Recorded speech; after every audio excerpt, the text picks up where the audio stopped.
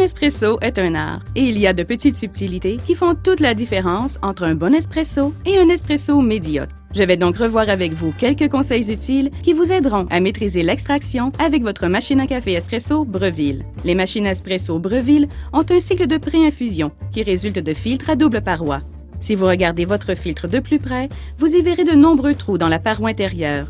Et si vous le retournez ou regardez à travers en le dirigeant vers une source lumineuse, vous verrez un trou de sortie. Et ce que ça fait, cela augmente la pression dans la tête d'infusion. Et cette contre-pression plus élevée produira une meilleure extraction des huiles naturelles du café et vous obtiendrez plus de créma sur votre espresso. Ça, c'est le signe d'un bon espresso.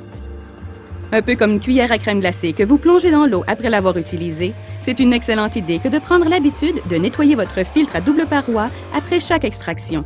Autrement, vous courez le risque que le filtre se bourre.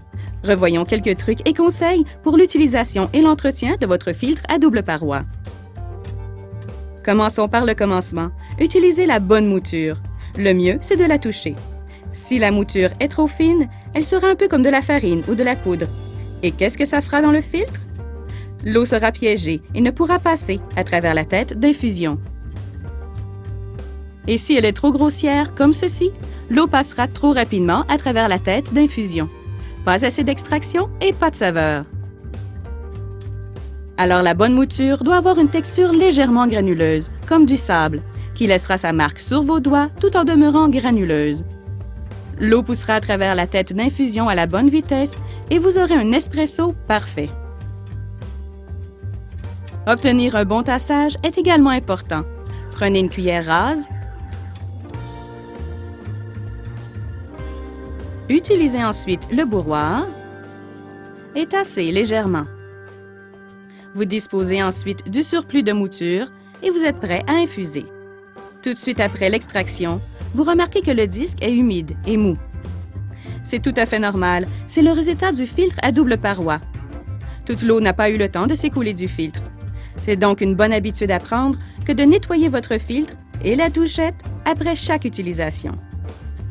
Videz simplement le panier filtre, essuyez avec un linge humide et remettez-le. Comme si vous vouliez vous faire un espresso. Et vous faites une infusion à vide, comme ceci, pour enlever tout résidu de mouture de la tête d'infusion et du filtre.